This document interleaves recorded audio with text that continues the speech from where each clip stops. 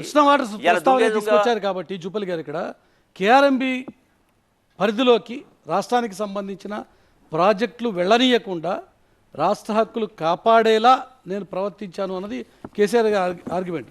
Congress party రాగానే కేఆర్ఎంబికి మొత్తం state projects అన్ని అప్పగించేసింది అంటున్నారు. నిజమా కాదా? మీరు అప్పగించారా లేదా?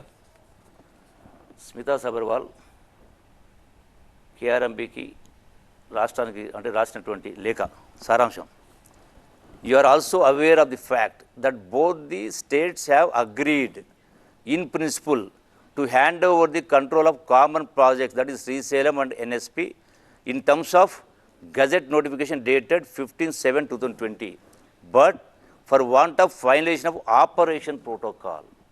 ఆపరేషన్ ప్రోటోకాల్ అంటే ఏంటిది? కూడా రాశారు సార్. మీ గవర్నమెంట్ వచ్చాక అసెంబ్లీలో ఇదే మాట్లాడారు ఉత్తమ్ కుమార్ రెడ్డి గారు. సేమ్ థింగ్ దానికి కౌంటర్ గా హరీష్ రావు గారు, మీ రాహుల్ బొజ్జా రాశారు, మీరు కూడా సేమ్ రాశారు అప్పగిస్తున్నాము అని ఆయన ఆల్రెడీ చెప్పారు సార్ దాని గురించి. సో ఎన్ని రోజులు సెక్రటరీల పేర్లు చెప్తారు? అధికారులు మారడం సిస్టంలో అల్టిమేట్గా మీరు ఒక రైట్ క్రియేట్ చేయండి. 10 సంవత్సరాల నుంచి మీరు ఆ ప్రకారం సంతకాలు పెట్టేసి ఫైనల్ హ్యాండ్ ఓవర్ చేస్తున్నాం కూడా రాసి only process handing over process protocol కంటే డిలే అవుతుంది తప్పని మీరు అప్పచెప్పేసి మాట్లాడేసి మళ్ళీ దొంగ అన్నట్టు మొట్టుకున్నట్టుగా ఈ 100 రోజుల ప్రభుత్వం పైన మీరు ఆరోపణ చేస్తే ఎట్లా నైతికత ఉంది? ఎట్లా మీరు డిఫెండ్ చేసుకుంటారు? జూపల్లి గారు ఒకటి అంతేందో సుధాకర్ అడిగిన ప్రశ్నకు మీరు ఆన్సర్ చెప్పలేదు.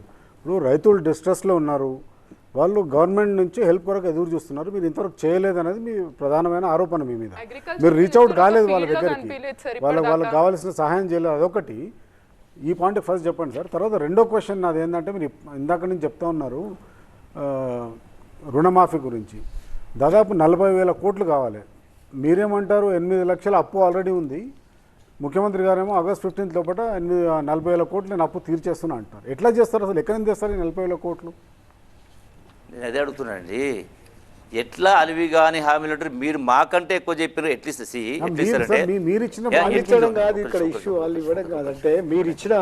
ప్రామిస్ గురించి చెప్పాలి కదా. చెప్తా డెఫినెట్గా. ఇప్పుడు మీరు రైతులు డిస్ట్రెస్లో ఉన్నారు, వాస్తవం, వాళ్ళకు సహకారం చేయాలి. ఏమన్నారు? కాంగ్రెస్ వస్తే రైతు భరోసా రాదు, రైతు బంధు రాదు అన్నారు.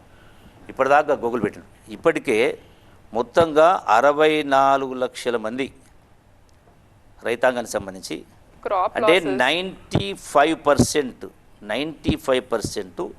పేమెంట్ చేయడం జరిగింది. టోటల్గా 5,574 కోట్ల 76 లక్షల రూపాయలు పేమెంట్ జరిగింది. మిగిలినవి ఎవరు ఉన్నాయి? అంటే ఎన్ని ఎకరాలు సార్? ఎన్ని ఎకరాలకి ఇచ్చింది? ఇది అప్ టు 5 acres దాటింది. 5 acres. మిగిలినటువంటిది కేవలం 5.5% ఉంది. ఆ ఫిగర్ కావాలంటే లెక్కలు కూడా చెప్తాయి ఇక్కడ. మిగిలినటువంటిది 10 ఎకరాలు, 50, 100 ఎకరాలు ఉన్నటువంటి వాళ్ళది ఉంది కొంత. ఇంకో 2,000 crore పేమెంట్ చేసేది ఉంది. సో ఇది కూడా అప్ టు 10 or 15, 20 అనేది ఈ రైతాంగానికి కూడా నెక్స్ట్ 1 week or 10 daysలో ఇది కూడా పూర్తి కాబోతూ ఉంది. గగ్గోలు పెట్టిండ్రు.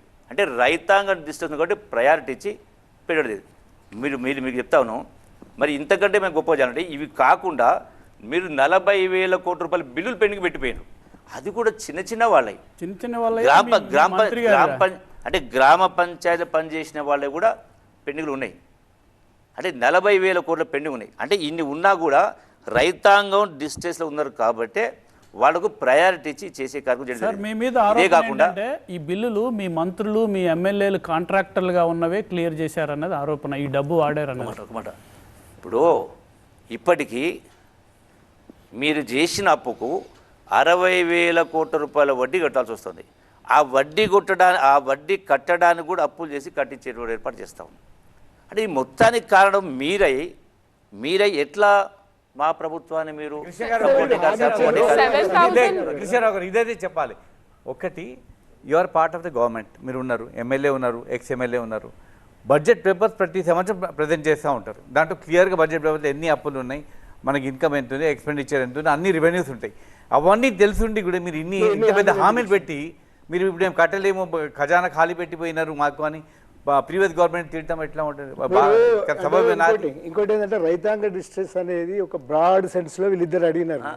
ఒక బ్రాడ్ సెన్స్లో అడిగినారు. ఒకటి, మీకు ఇంతకుముందు నీళ్ళ లభ్యత ఉండేది, నీళ్ళ లభ్యత ఎందుకు ఆల్ ఆఫ్ సడన్ పోయింది అని. అర్థం కాల.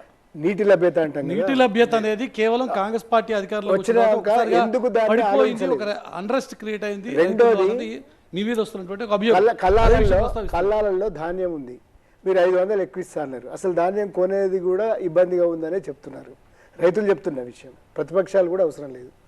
రెండోది, సమ్మర్లో ఇట్లాంటి పరిస్థితులు వచ్చినప్పుడు మీరు రైతాంగం కోసం ఏం చేసినారు అనేది. డిస్ట్రెస్ అనేది అనేక రకాలుగా ఉంది. సమ్మర్ వల్ల, నీటి లభ్యత లేకపోవడం వల్ల.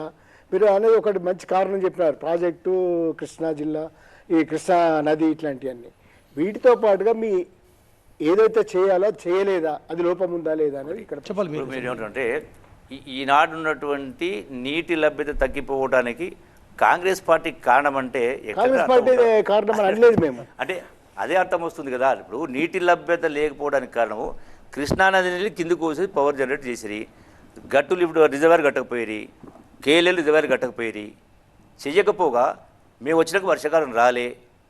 అంటే ఈ తప్పిదాలకు మీరు కారణమై అయినా కూడా ఈ తప్పిదాలకు గత ప్రభుత్వం కారణమై ఈ ప్రభుత్వం నెప్పబెట్టడం ఎట్లా అది సహేతుకమవుతుంది అని పాయింట్. రెండవది, రైతాంగం డిస్టర్బ్ ఉన్నారు కాబట్టి మొన్న వడగండ్ల వాన గుర్చింది నిజాం కొన్ని జిల్లాలో. వడగండ్ల నేను కూడా పోయి వచ్చిన చూసి వచ్చిన.